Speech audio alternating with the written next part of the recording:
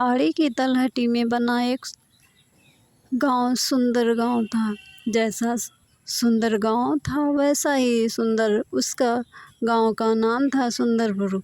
गांव सुंदरपुर में वैसे तो सुख शांति का वास था, लेकिन वहां के सरपंच की पत्नी कुमति बड़े ही दुष्ट स्वभाव की स्त्री थी। उसकी कुटिल स्वभाव से सभी घर वाले परेशान थे, लेकिन अपनी वह सीधी सादी बहू सुकन्या को वह कुछ ज़्यादा ही परेशान किया करती थी। उसे सताने में कुमति को विशेष आनंद आता था।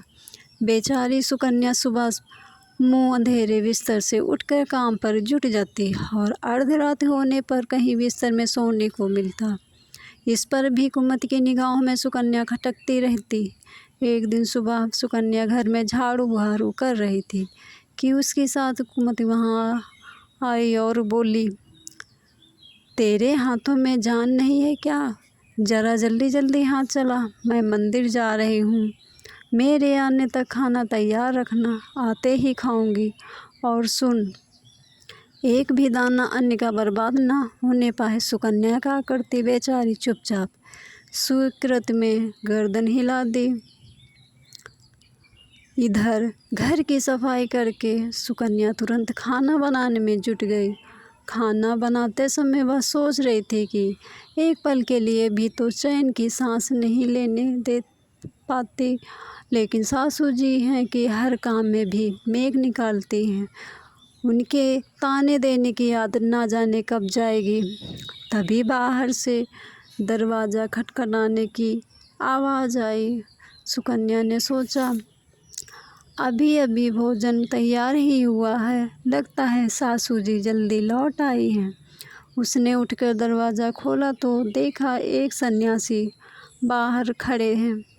वह बोले, बेटी तेरा सुहाग अमर रहे, बाबा को कुछ भोजन करा दे। सुकन्या बहुत ही सुशील तथा संस्कारी स्त्री थी। उसने सोचा, साधु महाराज को भोजन करा दूं, पर कहीं उसकी सास कुमति आ गई तो उसकी खैर नहीं। कुछ देर सोच विचार करने के बाद उसने सन्यासी को भोजन कराने की ठानी और उनको आदर सहित घर के अंदर ले गई। और फिर उसके अंदर से आवाज़ आई, मैं अपने हिस्से का भोजन करा दूंगी, मैं उनसे क्यों डरूं।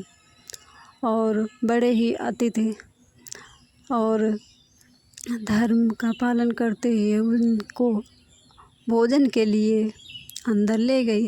अभी साधु महाराज भोजन कर ही रहे थे कि सुकन्या की सास आ गई। वहाँ साधु को घर के भीतर और बैठे देखकर भोजन करते हुए देखा तो उसका पारा 7वें आसमान पर जा चढ़ा और बोली, यहाँ कोई भंडारा या लंगर नहीं चल रहा है, उठ भिखमंगे बाहर निकल। सुकन्या ने सास को रोकने की चेष्टा की, लेकिन उस दुष्ट स्त्री ने सन्यासी को धक्के मारकर घर के बाहर कर दिया। अब उसका क्रोध सुकन्या पर टूटा और बोली, तुझसे कह कर गई थी अन्न का एक दाना भी बर्बाद ना करना। सुकन्या डरते डरते बोली, मैंने तो उसे अपने हिस्से का भोजन दिया है, इसमें इतना भला बुरा कहने की क्या बात है। अतिथि तो भगवान स्वरूप होता है, अतिथि धर्म का पालन तो हर गृहस्थ को करना चाहिए। काफ़ी देर तक सास बहू की तकरार चलती रही। अंत में उस कुटिल सास ने सुकन्या को भी धक्के देकर घर से निकाल दिया। अब वह बेचारी रोटी कलपति दरवाज़ा पीटती रह गई। कुमति तो जैसे पत्थर बन गई थी, उसका दिल नहीं पसीजा। अब सुकन्या के पास एक ही रास्ता शेष बचा था कि अपने घर लौट जाए। करती भी बेचारी क्या, उसका मायका वहाँ से काफ़ी दूर था और बीच में घना जंगल भी पड़ता था। सुकन्या भूख प्यास से निढाल चली जा रही थी। अचानक जोरों से बादल गरजे और मूसलाधार वर्षा शुरू हो गई। वर्षा से बचने के लिए उसने एक पेड़ की शरण ली, लेकिन वर्षा का वेग इतना तीव्र था कि बचना मुश्किल हो गया। उसी पेड़ में एक कोटर बना था। सुकन्या यह सोचकर उसमें घुस गई कि वर्षा से रुकने पर बाहर निकल जाएगी। वास्तव में वह पेड़ 2 राक्षसों का निवास स्थान था। वो भी वर्षा से परेशान होकर पेड़ की ओर आ ही रहे थे। एक बोली, अब तो चला भी नहीं जाता, वरना मन तो कर रहा है कि सोना टापू चली जाऊं। दूसरी राक्षसी, इसमें क्या बड़ी बात है, यह पेड़ हमें अभी उड़ाकर वहां पहुंचा देगा, कहकर दोनों पेड़ की शाख पर बैठ गई। उधर थकी हारी सुकन्या की क्वार्टर में घुसते ही नींद आ गई थी, लेकिन पेड़ के उड़ने से लगने वाले झटकों से उसकी नींद खुल गई। पेड़ को उड़ता देखकर वह घबरा गई थी। शेष कसर बाहर झांककर देखने से पूरी हो गई, जब उसने पेड़ की शाख पर 2 राक्षसियों को बैठे देखा। अंततः उसने परिस्थितियों से समझौता करते हुए सोचा, जो होगा अच्छा होगा। उधर कुछ ही देर में उड़ान के बाद पेड़ सोना टापू पहुंचकर उतर गया। दोनों राक्षसियों को भूख लगाई थी। उन्होंने सोचा, दोनों शिकार की तलाश में निकल गई। उनके जाने के बाद डरी सहमी सुकन्या पेड़ से बाहर निकली और चैन की सांस भरते हुए हाथ पांव सीधे किए। जैसे ही उसने सोना टापू पर फैली रेत देखी तो चौंक कर बुदबुदा कर उठी। यह रेत तो चमचमा रही है। और उसने गिरते हुए हाथों में रेत उठाई तो ज़ोर से चिल्लाने लगी, अरे यह तो सोने की रेत है।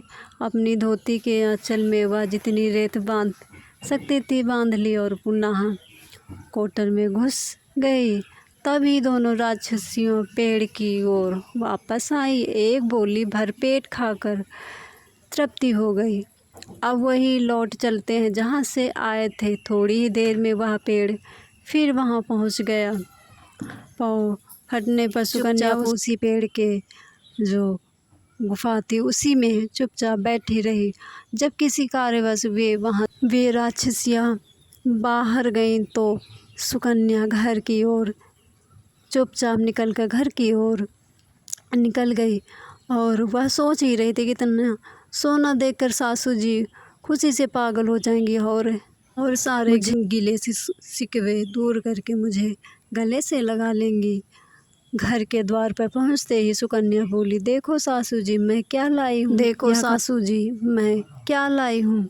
और यह कहते हुए घर के भीतर प्रवेश कर सोना और मिलने की पूरी घटना सासू को बताती है। कुमद कुटिल तो थी ही, बोली, बहुत काम सोना लाई है तू सासू जी, हमारी 3-4 पीढ़ियों के लिए काफ़ी है। सुकन्या ने उत्तर दिया, अरे मूर्ख, सोना भी कभी काफ़ी होता है, जितना हो उतना कम है। अब मैं जाऊंगी, फिर देखना कितना सोना बटोर कर लाती हूँ।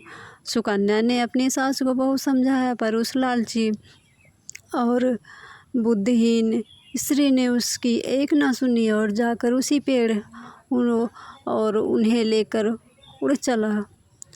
कुमति उत्सुकतावश जाग ही रही थी, तभी उसके कानों में एक राक्षसी का स्वर टकराया, आज मछली खाने को मिली है।